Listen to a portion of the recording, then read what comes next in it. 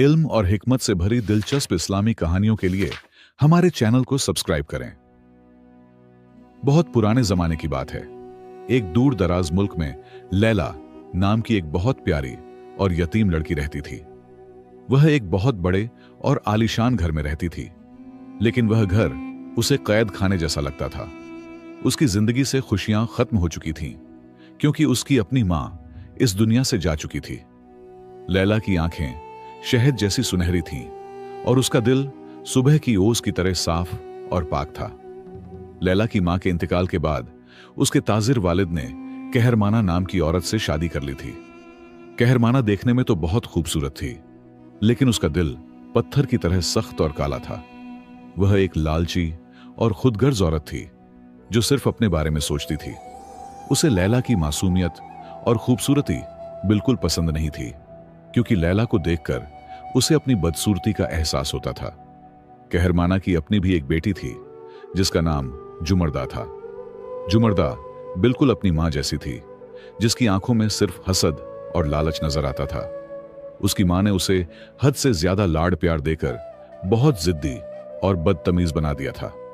जब भी लैला के वालिद तिजारत के सिलसिले में दूसरे शहर जाते, कहरमाना और जुमर्दा मिलकर लैला पर जुल्म के पहाड़ तोड़ना शुरू कर देती थीं। सौतेली मां ने लैला से उसके तमाम अच्छे और खूबसूरत कपड़े छीन लिए थे और वे सब अपनी बेटी जुमर्दा को दे दिए थे। लैला को पहनने के लिए पुराने और फटे हुए कपड़े दिए जाते थे। उसे घर की शहजादी से एक नौकरानी बना दिया गया था। वह बेचारी सारा दिन घर के भारी कामकाज करती और रात को एक ठंडे और अंधेरे तहखाने में सोने पर मजबूर होती थी। जुमर्दा अक्सर लैला के सामने से गुजरती और उसके छीने हुए जेवर पहनकर उसे चिढ़ाती थी। वह लैला का मजाक उड़ाते हुए कहती कि देखो ए नौकरानी, यह कीमती हार तुम्हारी गर्दन से ज्यादा मेरी गर्दन पर झांच रहा है। लैला उनकी बातों का कभी बुरा नहीं मानती थी और न ही उनके सामने रोती थी। वह खामोशी से सारा जुल्म सहती और अपने अल्लाह से मदद की दुआ मांगती रहती थी। जब भी लैला को काम से थोड़ी फुर्सत मिलती, वह घर के पिछले हिस्से में मौजूद बाग में चली जाती थी। वहां बादाम का एक बहुत पुराना दरख्त था जो उसकी मां ने लगाया था। लैला इस दरख्त को अपनी सबसे अच्छी दोस्त समझती थी। वह उसकी छांव में बैठकर अपने दिल का हाल सुनाती और अपने आंसू पोंछती थी। इस सख्त जिंदगी में भी उसने अपनी अच्छाई और रहमदिली को कभी नहीं छोड़ा था। लैला बहुत ज्यादा नेकदिल थी। वह अपनी रूखी सूखी रोटी के टुकड़े भी परिंदों और एक बूढ़ी लंगड़ी बिल्ली के साथ बांटकर खाती थी। एक दिन पूरे शहर में यह खबर फैल गई कि शहजादा एक बहुत बड़ी तकरीब मुनक्किद कर रहा है। कहरमाना और जुमर्दा ने इस जश्न में जाने के लिए महंगे लिबास तैयार करवाने शुरू कर दिए, लेकिन वे नहीं चाहती थीं कि लैला वहां जाए। लैला को जश्न से दूर रखने के लिए कहरमाना ने एक खतरनाक मंसूबा बनाया। उसने लैला को बुलाकर गुस्से से कहा कि तुम यहां मुफ्त की रोटियां नहीं तोड़ोगी। आज रात तुम पहाड़ के पीछे सरगोशियों वाले जंगल में जाओगी। वहां से मेरे लिए चांद के फूल तोड़कर लाओ जो सिर्फ रात को खिलते हैं। याद रखना, जब तक टोकरी नहीं भर जाएगी घर वापस मत आना। कहरमाना की बात सुनकर लैला का चेहरा खौफ से सफेद पड़ गया। सरगोशियों वाला जंगल ऐसी जगह थी जहां शहर का कोई भी बहादुर शख्स दिन के वक्त भी जाने की हिम्मत नहीं करता था। लोगों का ख्याल था कि वहां जादुई ताकतें और भटकी हुई रूहें रहती हैं। लैला समझ गई कि उसकी सौतेली मां ने उसे जानबूझकर मौत के मुंह में भेजने का फैसला कर लिया है। लैला ने बहुत मिन्नत समाजत की कि उसे इतनी रात गए अकेले जंगल न भेजा जाए, लेकिन जालिम कहरमाना ने उसे धक्का देकर घर से बाहर निकाल दिया और दरवाजा बंद कर दिया। बेचारी लैला ठिठुरती सर्दी और अंधेरे में जंगल की तरफ चल पड़ी। उसका दिल खौफ से जोर जोर से धड़क रहा था और आंखों में आंसू थे, लेकिन उसे नहीं मालूम था कि यह सफर उसकी जिंदगी बदल देने वाला है। जैसे ही लैला घने और काले जंगल में दाखिल हुई, उसे ऐसा महसूस हुआ जैसे दरख्तों की लंबी शाखाएं उसे पकड़ने की कोशिश कर रही हों। जंगल इतना तारीक था कि चांद की थोड़ी सी रोशनी भी जमीन तक नहीं पहुंच पा रही थी। हर तरफ से अजीब और गरीब सरगोशियां सुनाई दे रही थीं। जैसे कोई उसका पीछा कर रहा हो। लैला का पूरा जिस्म डर के मारे कांप रहा था, लेकिन उसके पास आगे बढ़ने के सिवा कोई रास्ता नहीं था। चलते चलते लैला कई बार झाड़ियों और कांटों में उलझ कर गिरी, जिससे उसके नाजुक हाथों और पैरों से खून निकलने लगा। वह कई घंटों तक उन जादुई फूलों की तलाश में भटकती रही, लेकिन उसे कहीं भी चांद के फूल नजर नहीं आए। आखिरकार वह थककर चूर हो गई और हिम्मत हार बैठी। उसे लगा कि अब वह कभी जिंदा घर वापस नहीं जा सकेगी और इसी जंगल में भूख और प्यास से मर जाएगी। शदीद थकान की हालत में लैला एक बहुत ही पुराने और दीवकदाम बलूत के दरख्त के पास पहुंची। यह दरख्त इतना बड़ा था कि लगता था सदियों से यहां खड़ा है। लैला ने उसकी मोटी जड़ों पर अपना सर रखा और फूट फूट कर रोने लगी। उसने सच्चे दिल से खुदा को पुकारा और अपनी बेगुनाही की दुहाई दी। उसके गर्म आंसू उस दरख्त की सूखी और मिट्टी से भरी जड़ों पर गिरने लगे। अचानक एक मौजज़ा हुआ। जिस जड़ पर लैला के आंसू गिरे थे, वहां से मिट्टी हटने लगी और एक छोटा सा सुराख जाहिर हुआ। लैला को तजस्सुस हुआ और उसने अपना लरचता हुआ हाथ उस सुराख के अंदर डाला। उसकी उंगलियों ने किसी ठंडी और मुलायम चीज को छुआ जो शीशे की तरह हमवार थी। जब उसने वह चीज बाहर निकाली तो उसकी आंखें हैरत से खुली रह गईं, क्योंकि वह कोई आम पत्थर या लकड़ी नहीं थी। लैला के हाथ में एक बहुत ही खूबसूरत और छोटा सा जूता था, जो बिल्कुल उसके पांव के साइज का था। यह चमड़े या कपड़े का नहीं था, बल्कि ऐसा लगता था जैसे उसे शफ्फाफ हीरे या क्रिस्टल के एक ही टुकड़े से तराशा गया हो। उस जूते के अंदर से हल्की नीली रोशनी निकल रही थी, जैसे उसमें रात के साफ आसमान का एक टुकड़ा कैद कर दिया गया हो। उसे देखकर लैला अपना सारा दुख और दर्द भूल गई। लैला ने अपने गंदे पांव मिट्टी से साफ किए और वह जादुई जूता पहन लिया। जैसे ही उसकी जिल्द ने क्रिस्टल को छुआ, जूते से एक तेज नीली रोशनी निकली और उसके पूरे जिस्म में एक अनोखी गर्माहट दौड़ गई। अचानक जंगल की वह खौफनाक सरगोशियां खामोश हो गईं और हर तरफ एक सुकून सा छा गया। इसी खामोशी में लैला को अपने दिमाग में एक बहुत ही धीमी और दाना आवाज सुनाई दी। यह आवाज किसी इंसान की नहीं थी, बल्कि बहुत कदीम और पुरअसर थी। आवाज ने कहा कि ऐ पाक दिल लड़की, आखिरकार तुमने इस जूते को जगा ही दिया। तुम्हारे सच्चे आंसुओं ने अंधेरे की उस मोहर को तोड़ दिया है जिसने हमारी दुनिया को कैद कर रखा था। हमारी सल्तनत खतरे में है और सिर्फ तुम ही हमें बचा सकती हो। यह आवाज सुनकर लैला हैरान रह गई और डरते हुए बोली कि आप कौन हैं और मैं, एक मामूली सी यतीम लड़की, आपकी क्या मदद कर सकती हूं। आवाज फिर आई कि हम परियों और जिन्नात की वह कौम है जो इस जंगल की हिफाजत करते हैं। एक काले जादूगर ने हमारी दुनिया का रास्ता बंद कर दिया है। इस रास्ते को सिर्फ वही खोल सकता है जिसका दिल नफरत से पाक हो और जिसके पास यह जादुई जूता मौजूद हो।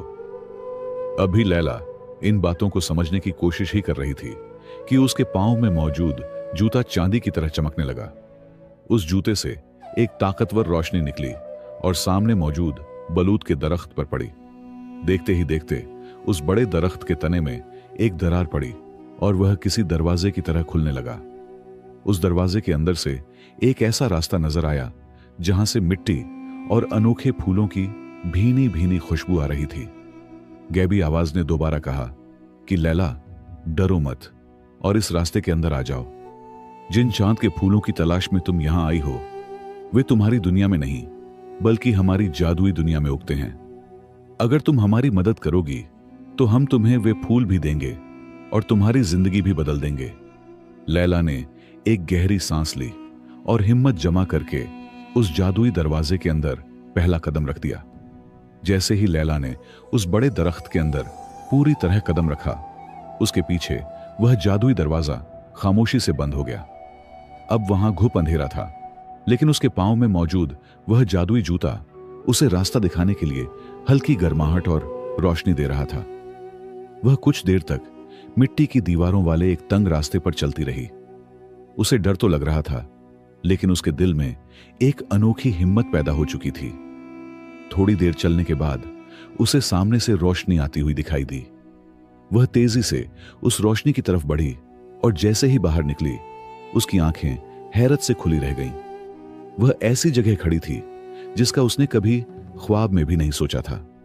वह एक ऊंचे टीले पर थी, जहां से नीचे एक पूरी घेरे जमीन सल्तनत नजर आ रही थी। वहां का आसमान चमकते हुए सितारों जैसे पत्थरों से बना था, जो हर तरफ रोशनी फैला रहे थे। उस जादुई शहर की इमारतें दरख्तों की जड़ों से बेहद खूबसूरती से बनी हुई थीं, और वहां के पुल चांदी के तारों की तरह चमक रहे थे। वहां की नदियां नीले रंग के चमकदार पानी से भरी हुई थीं, लेकिन इस सारी खूबसूरती के बावजूद वहां एक उदासी छाई हुई थी। हर तरफ एक सुरमई धुंध फैली हुई थी, और वहां रहने वाले परिजाद और जिन्नात बहुत सुस्त और परेशान हाल नजर आ रहे थे, जैसे उनकी जिंदगी उनसे छीनी जा रही हो। अभी लैला यह सब देख ही रही थी कि दो नन्हे नन्हे फरिश्तों जैसे जादुई जीव उसके पास आए।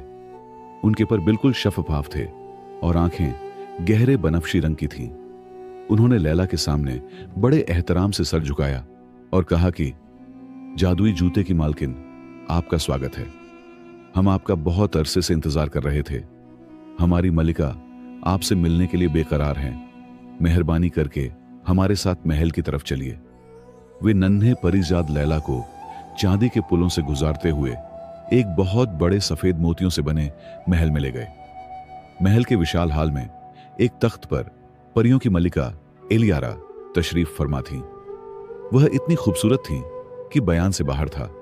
उनके बाल चांदी जैसे सफेद और लंबे थे, लेकिन मलिका बहुत बीमार और कमजोर लग रही थी, और उनके पांवों के इर्द गिर्द वही काली धुंध लिपटी हुई थी। मलिका एलियारा ने लैला को देखकर कमजोर सी मुस्कुराहट के साथ कहा कि ऐ प्यारी बच्ची, तुम आ गई। एक जालिम साए के जादूगर ने हमारी सल्तनत की सारी रोशनी छीन ली है। उसने रोशनी के उस चश्मे पर कब्जा कर लिया है जो हमारी जिंदगी का मरकज है। अब हमारी दुनिया आहिस्ता आहिस्ता मर रही है। हमने अपने बहुत से बहादुर सिपाही वहां भेजे, लेकिन वे उस साए के जादू का मुकाबला न कर सके और कभी वापस नहीं आए। मल्लिका ने आगे बताया कि सिर्फ तुम ही उस चश्मे तक पहुंच सकती हो, क्योंकि तुम्हारे पांव में जो जूता है वह खालिस चांद की रोशनी से बना है। यह वह अकेली चीज है जिसे काला जादू और अंधेरा कभी छू नहीं सकता और न ही खत्म कर सकता है। क्या तुम अपनी जान खतरे में डालकर हमारी और इस खूबसूरत दुनिया की मदद करोगी? लैला ने वहां मौजूद उदास चेहरों को देखा तो उसका दिल भर आया। लैला ने अपनी सौतेली मां के जुल्मों को याद किया और सोचा कि यहां कम से कम लोग उसे इज्जत और उम्मीद की नजर से देख रहे हैं। उसने हिम्मत करके कहा कि जी मलिका, मैं आपकी मदद जरूर करूंगी। आप मुझे बताइए कि मुझे क्या करना होगा और मैं उस दुश्मन को कैसे हरा सकती हूं। यह सुनकर मल्लिका ने एक छोटा सा नीला खंजर निकाला, जिस पर एक बहुत कीमती हीरा जड़ा हुआ था, और वह लैला के हवाले कर दिया। मल्लिका ने समझाया कि यह सुबह की किरण नाम का खंजर है, इसे अपने पास रखना। तुम्हारा अपना दिल और यह जादुई जूता तुम्हारी रहनुमाई करेंगे, लेकिन होशियार रहना, वह साए का जादूगर सिर्फ ताकत से नहीं लड़ता, बल्कि वह तुम्हारे दिमाग में खौफ और मायूसी पैदा करेगा। वह तुम्हें वह सब दिखाएगा जिससे तुम सबसे ज्यादा डरती हो। तुम्हें उन वसवसों से खुद को बचाना होगा। लैला ने वह ठंडा खंजर अपने हाथ में लिया और उसे महसूस हुआ जैसे उसके अंदर एक नई ताकत भर गई हो। जूते की गर्माहट उसे हौसला दे रही थी।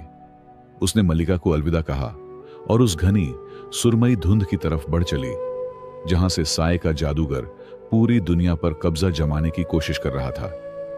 यह लैला के इम्तिहान की शुरुआत थी, जहां उसे अपनी हिम्मत और सच्चाई साबित करनी थी। जैसे जैसे लैला उस सुरमई धुंध के करीब पहुंच रही थी, उसे महसूस हो रहा था कि हवा बोझिल और ठंडी होती जा रही है। साए के जादूगर को लैला की आमद का एहसास हो चुका था, इसलिए उसने अपना सबसे खतरनाक हथियार यानी मायूसी इस्तेमाल करने का फैसला किया। अचानक लैला के इर्द गिर्द का मंजर बदल गया और वह खुद को परियों की ममलिकत के बजाय अपने उसी पुराने और ठंडे तहखाने में खड़ा पाने लगी। उसे अपनी सौतेली मां कहरमाना की आवाज सुनाई दी, जो जोर जोर से हंस रही थी। कहरमाना ने कहा कि ऐ बेवकूफ यतीम लड़की, क्या तुम्हें सच में लगता है कि कोई तुम्हारी मदद करेगा? तुम हमेशा एक नौकरानी ही रहोगी और इसी अंधेरे में मर जाओगी। फिर उसे अपनी सौतेली बहन झुमरदा दिखाई दी, जो अपने खूबसूरत कपड़े लहराते हुए कह रही थी कि तुम तो कुछ भी नहीं हो, तुमसे ज्यादा कीमती तो मेरे जूते की खाक है। लैला का दिल टूटने लगा और उसकी आंखों में आंसू आ गए। फिर उसने वह मंजर देखा जिससे वह सबसे ज्यादा डरती थी। उसने अपने ताजिर वालिद को घर लौटते देखा, लेकिन उसके चेहरे पर मोहब्बत के बजाय गुस्सा था। उसके वालिद ने उसकी तरफ उंगली उठाकर कहा कि तुम इस घर की सारी परेशानियों की जड़ हो, तुमने मेरा सर शर्म से झुका दिया है। यह देखकर लैला की रूह तक कांप गई। उसके हाथ कांपने लगे और वह छोटा नीला खंजर उसके हाथ से गिर गया। वह अपने घुटनों के बल बैठ गई और उसे लगा कि वह हार गई है। लेकिन जैसे ही उसका एक आंसू जमीन पर गिरा, उसके पांव में मौजूद क्रिस्टल का जूता चांदी की तरह जोर से चमकने लगा। जूते से एक तेज रोशनी निकली जिसने उन तमाम झूठे मंजरों को जला डाला। तभी उसे फिर वही दाना आवाज सुनाई दी कि मायूस मत हो लैला, यह सब सिर्फ धोखा है। लैला फौरन खड़ी हो गई और उसे एहसास हुआ कि यह सब उसके डर से पैदा हुई तस्वीरें थीं। उसने जमीन से अपना खंजर उठाया और नई हिम्मत के साथ आगे बढ़ी। अब वह उस जगह पहुंच चुकी थी जहां रोशनी का चश्मा मौजूद था। यह कभी एक खूबसूरत फव्वारा हुआ करता था जिससे रोशनी बहती थी, लेकिन अब वहां एक बहुत बड़ा स्याह पत्थर पड़ा था जो हर तरफ से नूर को निगल रहा था। उस स्याह पत्थर के पास साए का जादूगर खड़ा था। वह न इंसान था न जानवर, बल्कि धुएं और साए से बनी एक लंबी और खौफनाक शक्ल थी जिसकी आंखें बिल्कुल खाली और ठंडी थीं। जादूगर ने कहका लगाया और कहा कि एक नन्ही सी बच्ची मेरा मुकाबला करने आई है। तुम्हारा यह मासूम दिल तो मेरे अंधेरे के लिए लजीज खाना साबित होगा, क्योंकि मासूम दिलों को तोड़ना सबसे आसान होता है। लैला ने बहादुरी से अपना खंजर लहराया, लेकिन जादूगर फिर हंसा और बोला कि तुम एक साए को खंजर से नहीं मार सकती। मैं वह खला हूं जिसका कोई वजूद नहीं, जो नजर नहीं आता उसे तुम कैसे खत्म करोगी। वह धुएं के बादल की तरह लैला की तरफ बढ़ा ताकि उसका दम घोंट सके, लेकिन जैसे ही वह करीब आया, लैला के जादुई जूते से ऐसी तेज रोशनी निकली कि जादूगर चीख उठा और पीछे हट गया। लैला ने गौर से उस स्याह पत्थर और अपने चमकते हुए जूते को देखा। अचानक उसे मलिका की कही हुई बात याद आ गई कि यही जूता असल चाबी है। उसे अपने जहन में फिर वही आवाज सुनाई दी कि अंधेरे को तलवार से नहीं बल्कि रोशनी से हराया जाता है। यह जूता रोशनी का मरकज है और तुम्हारा खंजर उस रोशनी को रास्ता देने का जरिया है। अब देर मत करो और इस पत्थर को खत्म कर दो। लैला ने जादूगर के हमलों की परवाह किए बगैर उस बड़े स्याह पत्थर की तरफ दौड़ लगा दी। जादूगर ने उसे रोकने की बहुत कोशिश की, लेकिन जादुई जूते की रोशनी उसे करीब नहीं आने दे रही थी। लैला ने अपना वह पांव जिसमें जादुई जूता था जोर से उस स्याह पत्थर पर रखा और उसी लम्हे अपने नीले खंजर की नोक को भी जूते के क्रिस्टल से छुआ दिया। एक जोरदार धमाका हुआ और रोशनी का सैलाब उमड़ पड़ा। वह काला पत्थर बीच से फट गया और उसके अंदर से चीखें निकलने लगीं। साए का जादूगर उस तेज रोशनी को बर्दाश्त न कर सका और भांप बनकर उड़ गया। जैसे ही वह पत्थर रेजा रेजा हुआ, चश्मे से दोबारा साफ और शफाफ रोशनी का फव्वारा फूट पड़ा।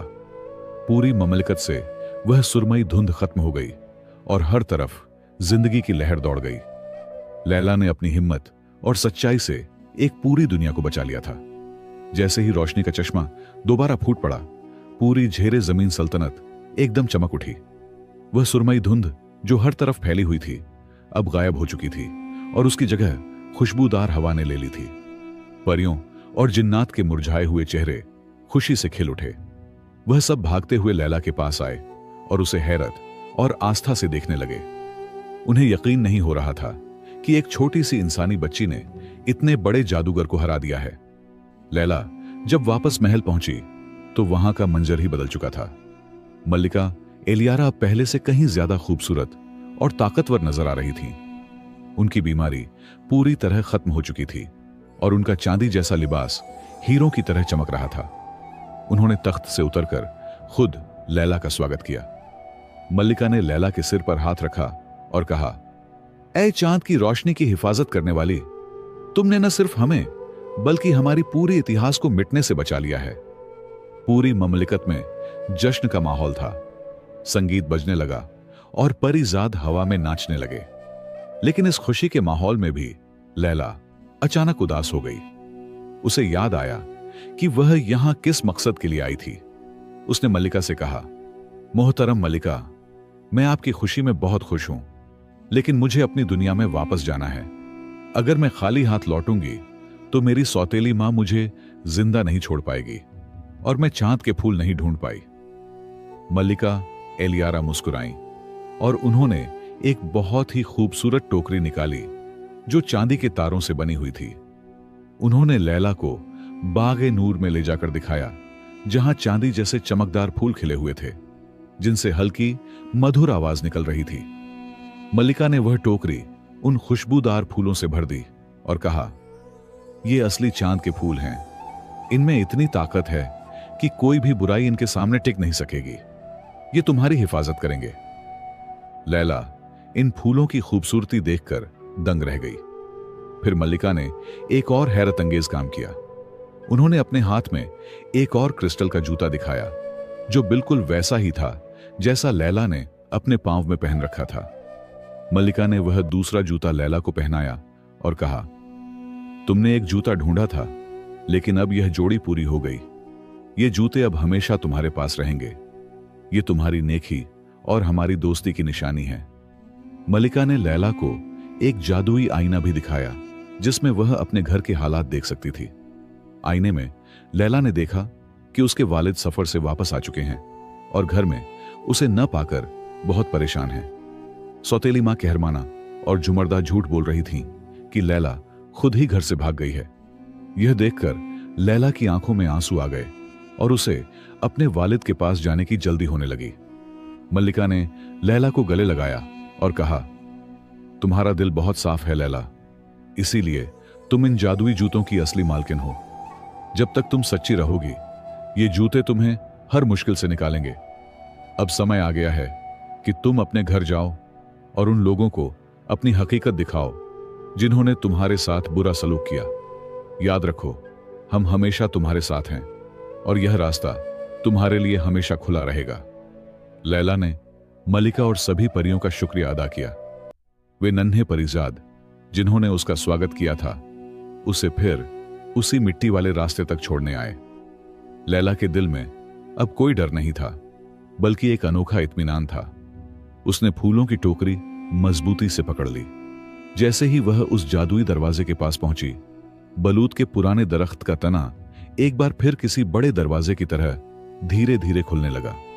जब लैला बाहर निकली तो जंगल अब उसे डरावना नहीं लग रहा था। सूरज उग रहा था और सुबह की पहली किरणें दरख्तों के बीच से छन कर आ रही थीं। जादुई जूतों की बदौलत लैला को जरा भी थकान महसूस नहीं हो रही थी, बल्कि उसे ऐसा लग रहा था जैसे वह हवा में उड़ रही हो। उसने जंगल के इस पुराने रास्ते पर दौड़ना शुरू किया, जो उसे उसके गांव और घर की तरफ ले जाता था। रास्ते में उसे वही बूढ़ी लंगड़ी बिल्ली मिली जिसे वह रोटी खिलाया करती थी। बिल्ली ने लैला को देखा और प्यार से उसके पांवों के चारों तरफ घूमने लगी, जैसे उसे पहचान गई हो। लैला ने मुस्कुराकर उसे चुमकारा और अपने घर की तरफ बढ़ गई। उसे पता था कि अब उसे कहरमाना के जुल्म का सामना नहीं करना पड़ेगा, क्योंकि उसके पास सच्चाई की ताकत और परियों का तोहफा था। जैसे ही लैला अपने घर के बड़े फाटक पर पहुंची, सूरज की रोशनी उसके जादुई जूतों और टोकरी में रखे चांद के फूलों पर पड़कर एक अजीब सा नजारा बना रही थी। उसके दिल में अब जरा भी डर नहीं था, बल्कि एक वकार और सुकून था। उसने देखा कि घर के सामने उसके वालिद के सफर वाले घोड़े बंधे हुए हैं, जिसका मतलब था कि उसके वालिद वापस आ चुके हैं और अब फैसले का समय नजदीक है। जब वह आंगन में दाखिल हुई तो उसकी सौतेली मां कहरमाना और बहन जुमरदा उसे देखकर हैरान रह गईं। कहरमाना के चेहरे पर एक पल के लिए डर की लहर दौड़ी, लेकिन उसने तुरंत गुस्से का नाटक शुरू कर दिया। वह चिल्लाई, ऐ आवारा लड़की, कहां गायब थीं? हमने तो सोचा था कि तुम जंगल के दरिंदों का शिकार बन गई होगी। लैला ने कोई जवाब नहीं दिया और चुपचाप वह चांदी की टोकरी सामने रख दी। जैसे ही कहरमाना और झुमरदा की नजर उन चमकते और महकते चांद के फूलों पर पड़ी, उनकी आंखें लालच से चमकने लगीं। उन्हें अपनी जिंदगी में ऐसे खूबसूरत और जादुई फूल कभी नहीं देखे थे। कहरमाना ने झपट कर टोकरी छीनने की कोशिश की और चिल्लाई, ये कीमती फूल अब मेरे हैं। लेकिन जैसे ही कहरमाना की लालची उंगलियां इन जादुई फूलों को छुईं, एक जोरदार चमत्कार हुआ। उन फूलों से बिजली जैसी चांदी की लहर निकली, जिसने कहरमाना और झुमरदा को पीछे दीवार की तरफ उछाल दिया। उनके हाथ ऐसे जलने लगे जैसे उन्होंने जलते हुए कोयले को छू लिया हो। वे दोनों दर्द से कराहने लगीं और जमीन पर गिरने लगीं। इस शोर शराबे को सुनकर लैला के वालिद कमरे से बाहर निकले और यह नजारा देखकर हैरान रह गए। उन्होंने देखा कि उनकी पत्नी और बेटी जमीन पर तड़प रही हैं, जबकि लैला के चारों तरफ एक नूरानी हल्का हाला था और उसके पांव में वह क्रिस्टल के जूते चमक रहे थे जो इस दुनिया के नहीं लगते थे। वालिद ने हैरानी से पूछा, बेटी, यह सब क्या हो रहा है और तुम्हारा यह रूप कैसा है? कहरमाना कह रही थी कि तुम घर से भाग गई हो। उन जादुई फूलों की चमक इतनी ताकतवर थी कि उनके सामने कोई झूठ टिक नहीं सकता था। कहरमाना का दिल जादुई रोशनी की पकड़ में आ गया और वह चाहकर भी सच बोलने से खुद को रोक नहीं सकी। उसने रोते हुए इजहार किया कि उसने कैसे लैला पर जुल्म किया, कैसे उसे नौकरानी बनाया और कैसे जानबूझकर मौत के मुंह में भेजा ताकि वह उसकी जायदाद पर कब्जा कर सके और उसे हमेशा के लिए खत्म कर दे। लैला के वालिद यह सब सुनकर गुस्से से कांपने लगे। उन्हें अपनी गलती का एहसास हुआ कि वह काम के चक्कर में अपनी मासूम बेटी को इन जालिमों के हाथों छोड़ गए थे। उन्होंने तुरंत कहरमाना और झुमरदा को घर से निकालने का हुक्म दिया और कहा, तुम जैसी मकर औरतों की मेरे घर में कोई जगह नहीं। तुमने मेरी बेटी का दिल दुखाया है, अब तुम उसी जंगल में जाओ जहां तुमने उसे भेजा था। कहरमाना और उसकी बेटी रोते पीटते घर से चली गईं और फिर कभी किसी ने उन्हें नहीं देखा। लैला के वालिद ने अपनी बेटी को गले लगाया और उससे माफी मांगी। लैला ने अपने वालिद को परियों की ममलिकत और उस जादुई सफर की पूरी कहानी सुनाई। वालिद ने फैसला किया कि अब वे कभी अपनी बेटी को अकेला नहीं छोड़ेंगे। लैला की जिंदगी अब दोबारा खुशियों से भर गई और वह इस बड़े घर की असली मालिक बन गई। इस कहानी से हमें यह सबक मिलता है कि इंसान कितना भी अकेला या यतीम क्यों ना हो, अगर उसका दिल साफ और नियत नेक है तो अल्लाह की गैबी मदद जरूर आती है।